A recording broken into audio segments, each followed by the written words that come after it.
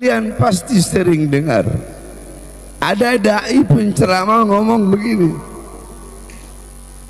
Jibril turun membawa cawan terbuat dari emas, di dalamnya berisi air dari surga. Dibelah dada Nabi Muhammad, diambil hatinya, dibersihkan dari kotoran-kotoran, disucikan. Saya tanya, jawab semua yang keras. Pernah atau tidak dengar penceramah ngomong seperti itu? Kurang keras, pernah atau tidak? Pernah atau tidak? Kalau ada ustadz atau kiai atau habib atau dai atau penceramah atau guru, siapapun ngomong seperti itu ustadz, itu kiai, itu habib, itu ulama, goblok.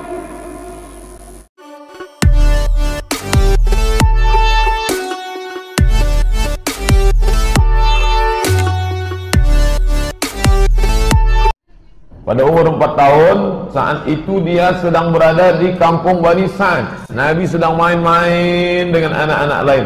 Dititipkan dengan ibu susunya yang kedua, yaitu bernama Halimatus Sa'diyah. Ibu susu yang pertama Suwaibah, yang kedua Halimatus Sa'diyah. Ketika dia sedang main dengan anak-anak yang lain, tiba-tiba Jibril alaihissalam menarik tangan Nabi Muhammad, membuatnya pingsan, membelah dadanya, mengeluarkan jantungnya, kemudian dicuci.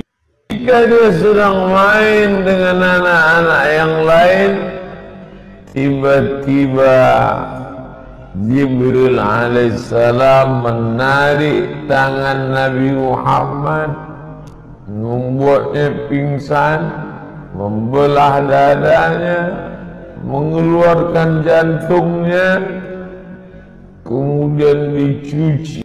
Inilah pertama kali dibedah oleh malaikat Jibril alaihissalam. Lalu kemudian anak-anak ini mengadu ke rumah, Muhammad sudah dibunuh.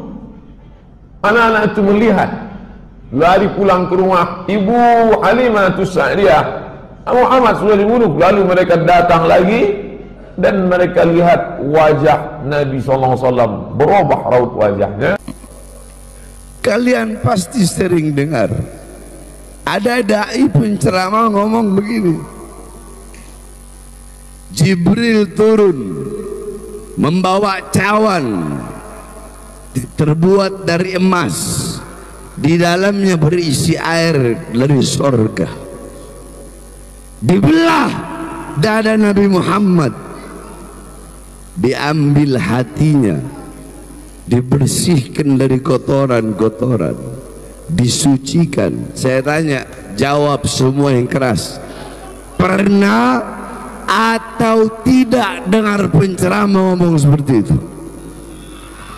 Kurang keras, pernah atau tidak? Pernah atau tidak?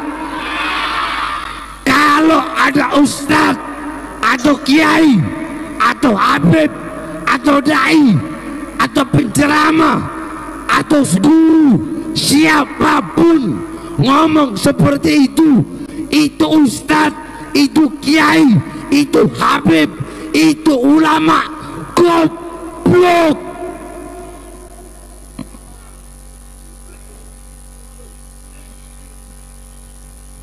Saudara-saudara, kewajiban dai itu, kewajiban penceramah memberikan pemahaman, memberikan penjelasan kepada umat, kepada pendengar sesuai dengan akal mereka untuk menerima penjelasan dan penyampaian tersebut. Sekarang kalau ada ustadz, kiai, dai ngomong begitu, orang bakal berpikir dibersihkan hati. Jangankan dia ngomong hati Nabi dibersihkan dari kotoran, gak usah ada bahasa kotoran. Contoh, saya ngomong begini, hati Nabi Muhammad dibersihkan. Cukup sampai di situ penjelasan saya.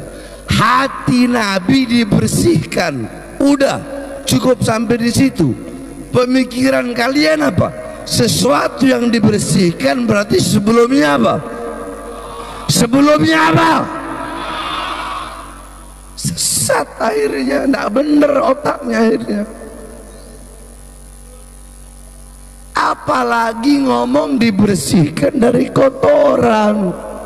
Saudara-saudara, kalian buka kitab Asy-Syifa karangan Imam Qadhi Iyad. Darah Nabi, gak usah ngomong hati Nabi, kejauhan.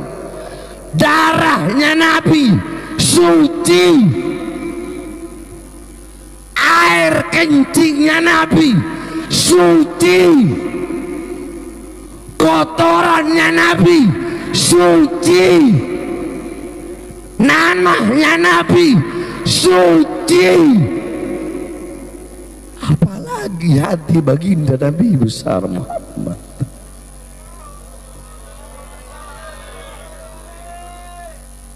Makanya orang sekarang ini banyak ustadz, kiai, kalau saya bilang kiai-kiai supermi, digodok 5 menit jadi.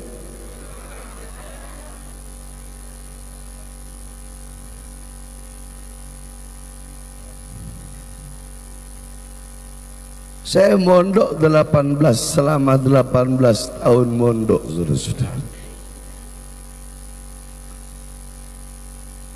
Makanya ada namanya rojulun la yadri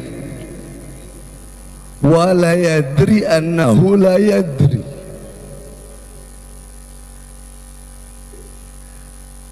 Ada orang yang tidak tahu dan tidak tahu kalau dirinya tidak tahu. Bodoh, goblok, tolol, tapi nggak sadar kalau dirinya goblok,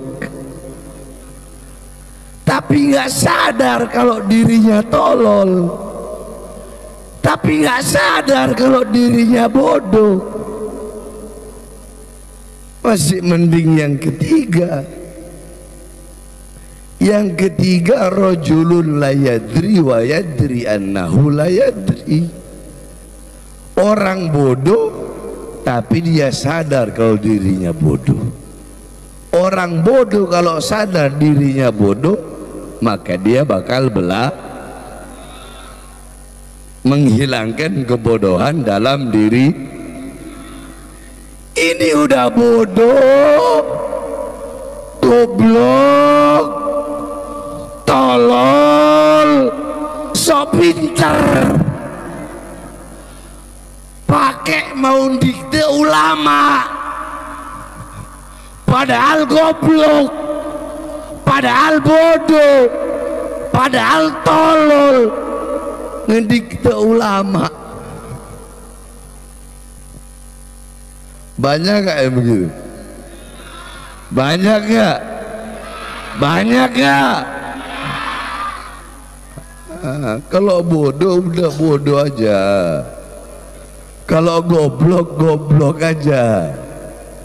Jangan sok-sokan mau mendikte para ulama, jangan sok-sokan mau mendikte para habaib, jangan sok-sokan mau mendikte para tengku-tengku yang berjuang di jalan Allah Subhanahu wa taala. Kalau engkau tidak mau berjuang, kalau kalian tidak mau berjuang, tidak mau juga mendoakan, cukup diam. Maka itu adalah memegang min atharis sholihin, bekas-bekas orang soleh.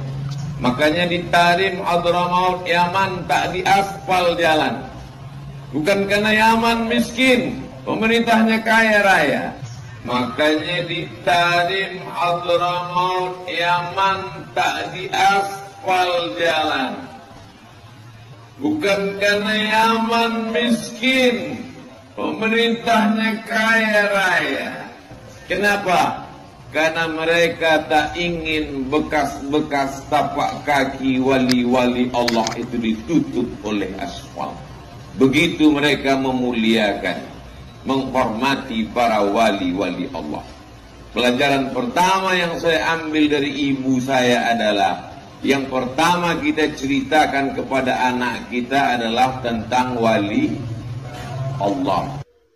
Maka berapa ramai orang yang hari ini mengaku-ngaku keturunan ni, bukan anak kandung, keturunan, entah ya entah tidak, keturunan Nabi kononnya. Tapi tengok perangainya, tengok perbuatannya, tengok amalannya, tengok apa yang dia sampaikan, hampir yang disampaikan tu batil. Dan kebanyakan ceritanya adalah cerita halu. Dan kalau nak belajar halu, belajar kepada mereka. Mereka pakarnya, 1 minggu saja belajar dengan mereka akan fasih dalam bercerita tentang halu. Bahkan ada seorang tuan guru yang dulunya hebat dalam menceritakan ini hadis sahih, ini hadis dhaif, hebat dalam bercakap, dah berkawan dengan geng-geng macam tu, geng halu. Akhirnya dia cerita apa? Ditarim, kata dia, ditarim, sekarang jalan di sana tak diberi aspal oleh kerajaannya. Bukan kerajaannya miskin, tapi kenapa? Kerana kerajaannya segan untuk menutup bekas tempat pijakan wali-wali Allah. Akhirnya tak diaspal. Tengok mengarut cerita dia. Padahal dulu dia hebat. Ketika orang hebat dah berkawan dengan orang cerita halu, macam tu juga akan jadi cerita halu.